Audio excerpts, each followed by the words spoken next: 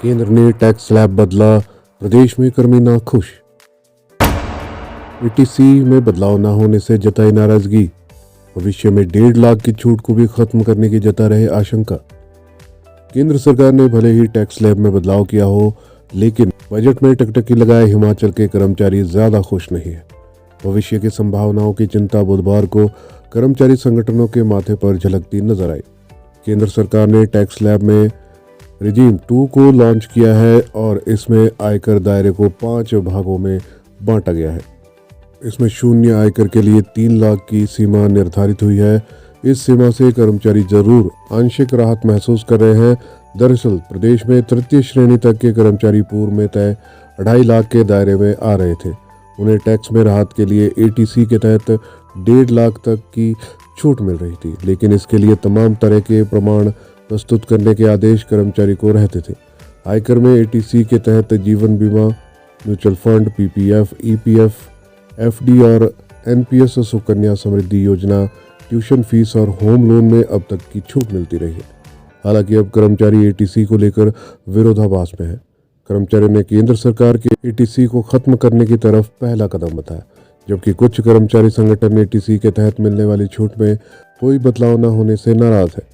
कर्मचारी वर्ग इस उम्मीद में था कि टैक्स में छूट के लिए निर्धारित 1.5 लाख के दायरे को बढ़ाकर 2.5 लाख तक किया जाएगा, लेकिन ये उम्मीद भी पूरी नहीं हो पाई। कर्मचारी और मध्यम वर्ग को सबसे ज़्यादा टैक्स स्लैब में फेरबदल का ही इंतजार रहता था और इसमें केंद्र ने बदलाव कर राहत पहुंचाने का जरूर प्रयास किया है।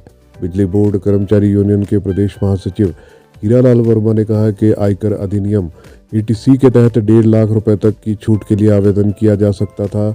नई व्यवस्था राहत भरी नजर आ रही है, लेकिन भविष्य में इसका खामियाजा भुगतना पड़ सकता है। वहीं अराजपत्रित कर्मचारी सेवाएं महासंघ के प्रदेशाध्यक्ष विनोद कुमार ने कहा कि एटीसी में बदलाव की जरूरत थी। इसमें फिलहाल 1.5 लाख रुपए तक की ही राहत मिल पा रही थी। इस दायरे को बढ़ाकर 2.5 लाख रुपए किया जाना चाहिए था। उन्होंने कहा कि टैक्स स्लैब में फेरबदल जरूर राहत भरा कदम है। कर्मचारी को राहत में हुई है चूक। वहीं एनपीएस कर्मचारी एसोसिएशन के महासचिव भरत शर्मा का कहना है कि केंद्र सरकार ने कर्मचारी को राहत नहीं दी है। ओल्ड पेंशन को लेकर कोई भी ऐलान नहीं हो पाया है। इसके अलावा आयकर में छूट को लेकर भी स्थिति पूरी तरह से स्पष्ट नहीं है। इस प्रकार से कर्मचारियों को जो 7 लाख आय की छूट दी गई है, इसमें केवल वही कर्मचारी इसका लाभ उठा पाएंगे जिनकी सालाना आय 7 लाख या इससे कम है। यदि सालाना आय 7 लाख से अधिक होती है, यदि कर्मचारियों की आय 7 लाख से ऊपर जाती है, तो ऐसी स्थिति में टैक्स स्लैब के हिसाब से इनकम टैक्स देना होगा। और ऐसा प्रतीत हो रहा है कि ये रियायत केवल नए रिजीम में कर्मचारियों को दी गई है, जिसमें किसी भी तरह की डिडक्शंस कर्मचारियों को नहीं दी जाती है।